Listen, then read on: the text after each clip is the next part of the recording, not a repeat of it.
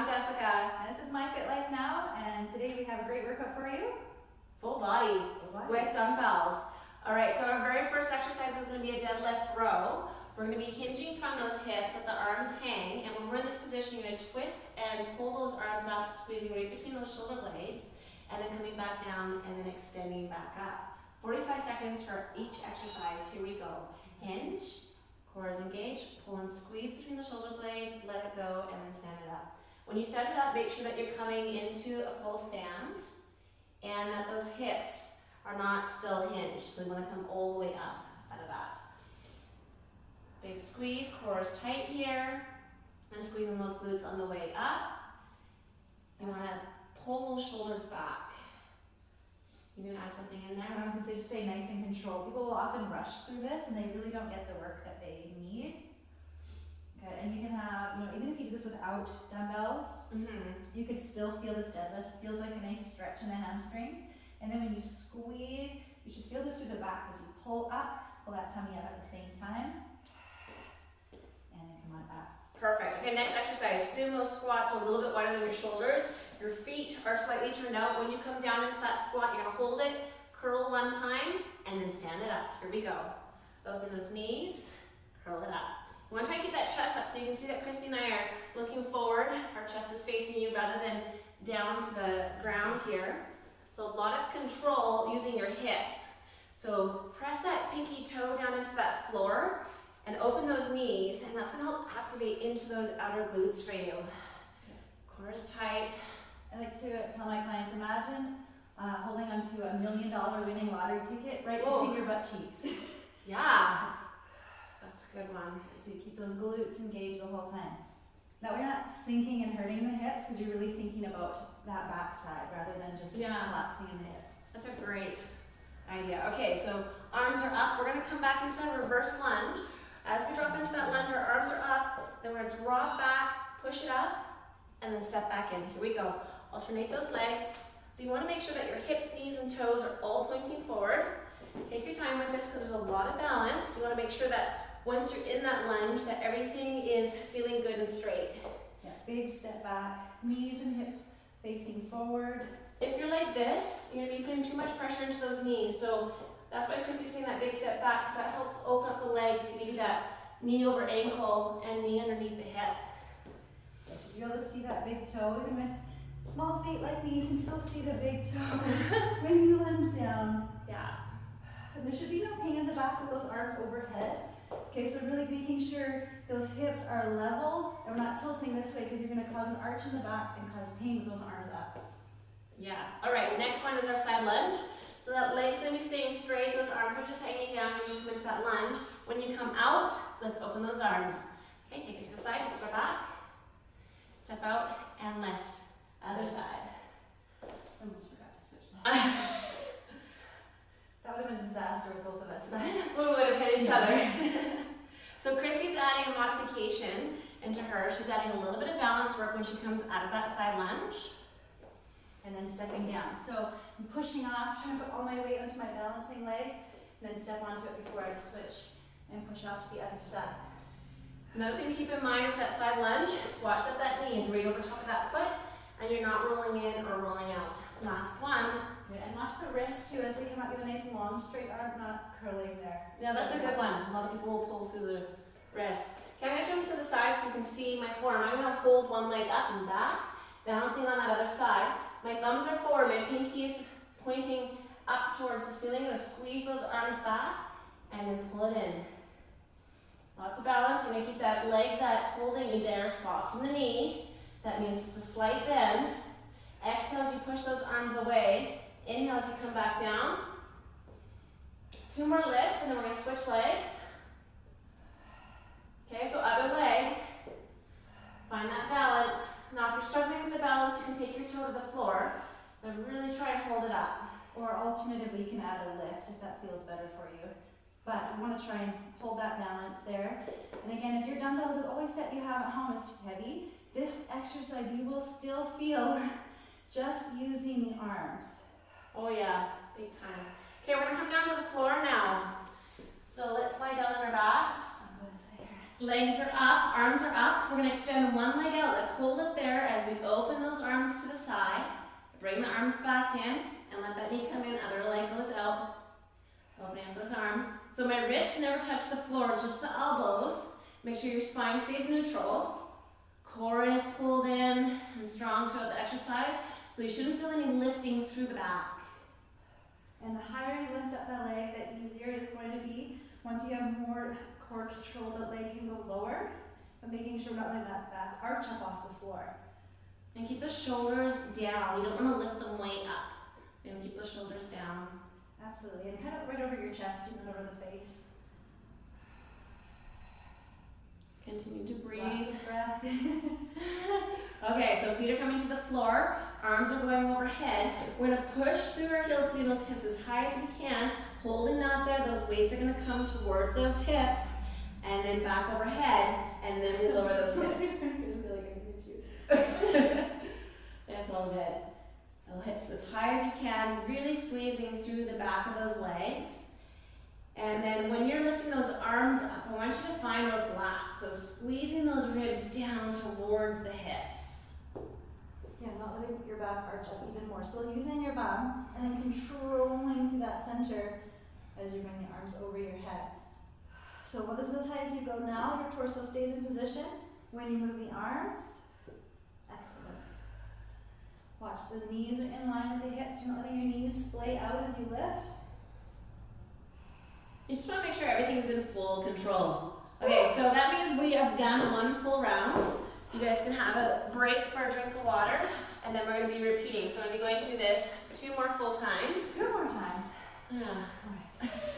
It's a good one. 3 rounds. Yeah. It's nice when it's nice and slow. It's going to be that burn that you feel later. Yeah. I actually felt like I was getting a little bit of cardio out of that, though. Yeah, because it's a lot of compound movement. Yeah. I really like it. I noticed as I was talking, I was like, oh, I'm actually having to like catch my breath. Absolutely. So we're going to go into round 2. Just be mindful that if something didn't feel right in the first round, make an adjustment. So if the weight felt too heavy, maybe you do it with no weight. Absolutely, and just more focus on that position. So especially with the deadlift, that it is a hinge. Your knees are slightly bent. They're not stick straight, but they're not bending and straightening as you go. Yeah. And the shoulders are not coming down with you, locking those shoulders in. Here we go, round 2. Good. So a straight line from shoulders to hips. There's no rounding or arching of the back. Even though my arms are hanging down, I'm not letting them fall down. So lock those shoulder blades. Squeeze, exhale. Good, and then squeeze that bum coming up. And like Jess said before, all the way up. Open up those hip flexors. They're so tight and overworked.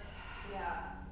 And anytime that you're bent over like this, you want to really make sure that your core is working the entire time. Because if you let your abs go, that means that your back is doing all the work. I love these, especially when I really squeeze my bum. Makes me really feel like I'm getting a good workout, and I love deadlifts. Yeah. I'm just gonna finish one more. Just gonna do one more. So I'm setting up into that sumo squat. So remember, knees are open. We don't want those knees rolling in with that, nor do we want that weight forward. So our hips are going back. Okay, I'm curling. I didn't even know that you were sideways. Showing our side arm up and forward again. So this is a great glute exercise, unless you're doing this. So we want to open up. And as you're coming up, I want you to think about pushing away from the floor, really firing up those legs. Squeezing that $1 million ladder and take it right there. Yeah, chest is staying high. Don't let the shoulders shrug up on you. Keep the shoulders down. Feel the abs work here again. You want to keep those abs engaged the entire time that you're holding that squat. Last one. As low as you can go. Feeling that one for sure. Okay, so back into those lunges. So again, 1 foot back at a time, but my hips, my knees, and my toes are all facing you guys. So I'm not turning in, my toes not turning out. The alignment's important. And then we're not forward in those hips, but we're right upright. So when you see Christy come down to the side, her shoulders are in line with those hips there. Good, always stacking yourself, all those joints, nice and controlled. So this is where the cardio comes in, a little bit of that push off and alternating legs. Oh yeah. Combined with some muscular power here, endurance, strength. Whew. I even had a break in the beginning as I was talking. So another thing here too, those shoulders can come up to the ears. So you even want to keep those shoulders down when you're in this position. So see my shoulder here compared to here. So just keep that in mind. Whew. Okay, we're coming back into that side lunge. So I'm just going to show you guys from the side. When I come down into that side lunge, my hips are going back. My spine is straight, so I'm not curved. Okay, so I've got a really nice line here. I can see my toe, my knee is back, my hips are back. Excellent. Good. Whew. Awesome. And again, depending on what weights you have, if it's feeling too much, just put them down. Yeah. Focus more on the movement here. You can test your balance, test your balance a bit more. Yeah, so Christy and I are using light weights. I've got 4s and she has 5s. So you don't need to have heavy weight to get a good workout out of this. You can even do it with water bottles or soup cans. Absolutely. Yeah. Finish my other side. So again, this one we're switching halfway through. If you feel like you're going to be losing your balance, just keep that toe on the floor. I have a nice long line with my back and my abs are engaged. Again, that leg that's supporting you here is soft in the knee. That means that it's slightly bent, so it's not locked. We're going to exhale as we push those arms away. I want you to think of a letter A, right? So we're pulling those arms in a straight line and out to the side. Funny, I was thinking of an upside down V. Upside down V, roof line of a house. Let's switch those legs. And once you have your balance, don't be afraid of lifting up that back leg. Work that back side, those glutes. Yeah. Stabilizing glute on the balancing leg, and then the bottom part of your glute here as you lift that leg up. Yeah. Okay, back down to the floor on our backs. So one of the most important things for this here is the line of the spine. So you don't want to be popping up like this or pushing those hips down. So keep that spine engaged. Get your legs getting pushed out. And we squeeze the chest muscles. So have those belly muscles in towards the spine. Keep them pulled down as you go. And just be mindful, if you're feeling this in the back, you can keep the knees over top of the hips like this the entire time and just skip that extension out. Or you can just keep that shape and lower slightly with the bent leg. Still difficult. Especially if you're rehabbing that core a little bit or you're having back pain. Yeah. Make those modifications that feels good for you. 2, 3, Oh yeah. 4. Last one. Oh, one more here. Alright. And then with the bridges, you don't want your heels tucked right up to your glutes, nor do you want them way out. So I would say about 8 inches or so. So you push those hips up, ease them up nice and high. Take those arms to the hips.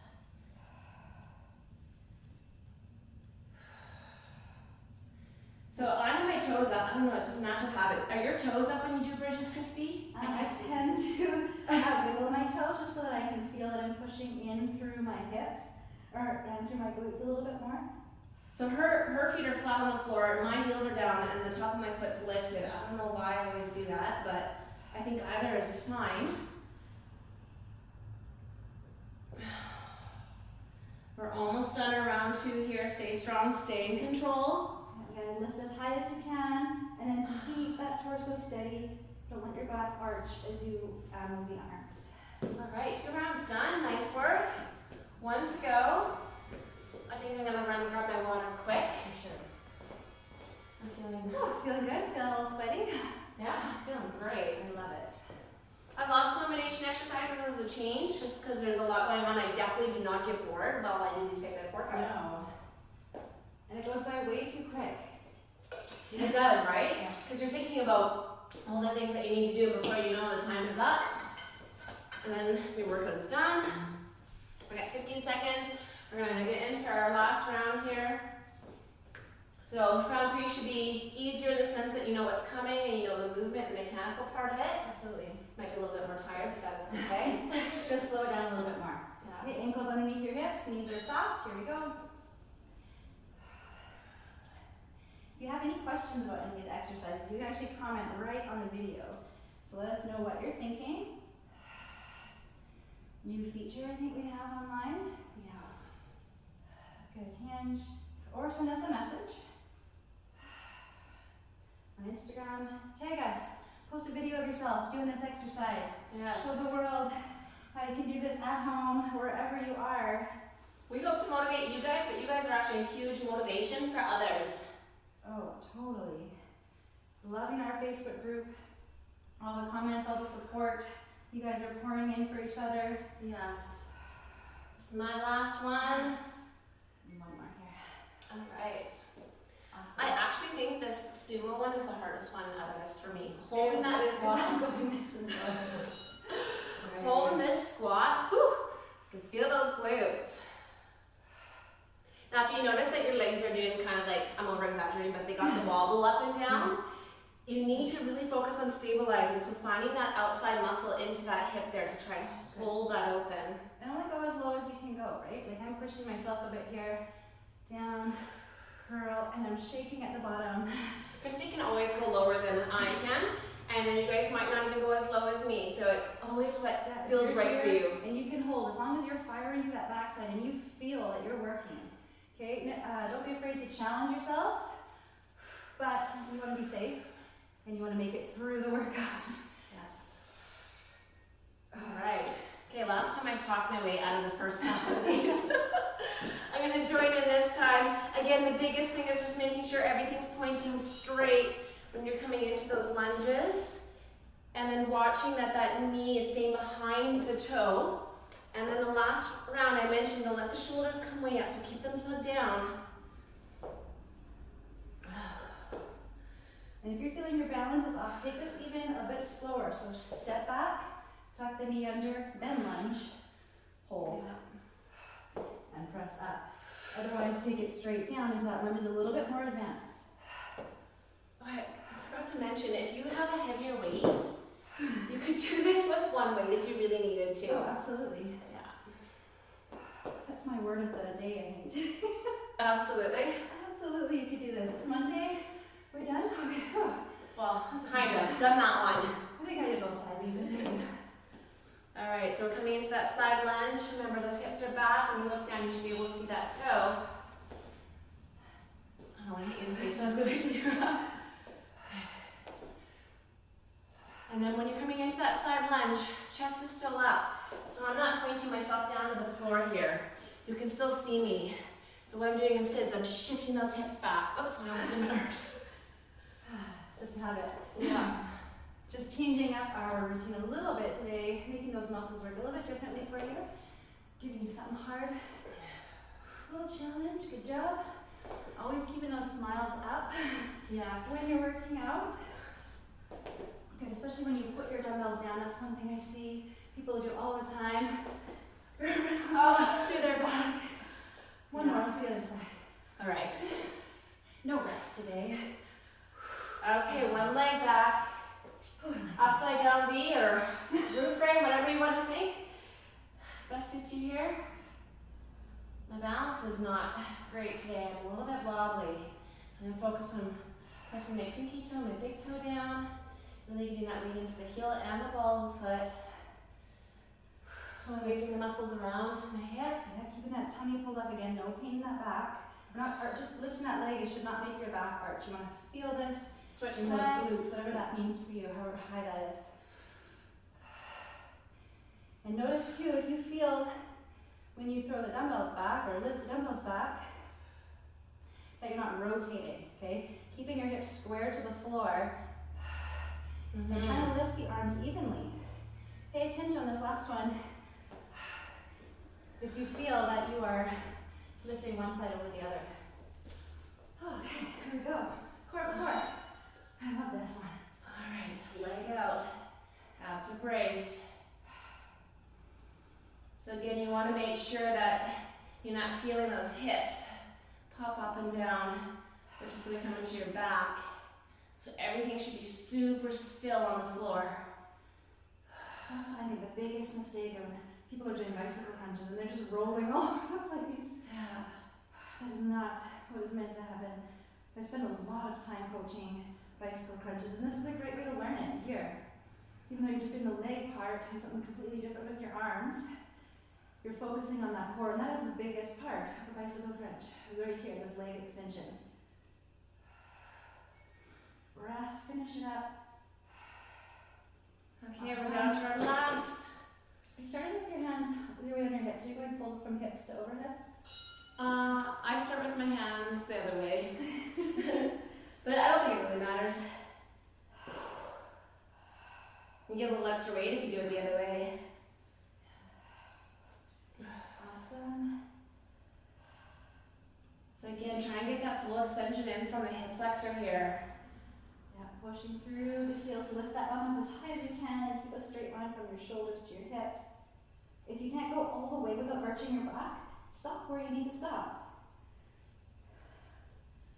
Okay, we're in our final 10 seconds of work. Doesn't mean you need to go faster, it just means you should finish with control. And don't give up. This is it. Awesome. All right. That was a great workout. Hands up, stand up. And then when you put your dumbbells down, keep that smile up. Stretch. Thank you so much. Good job. Have a great rest of your day.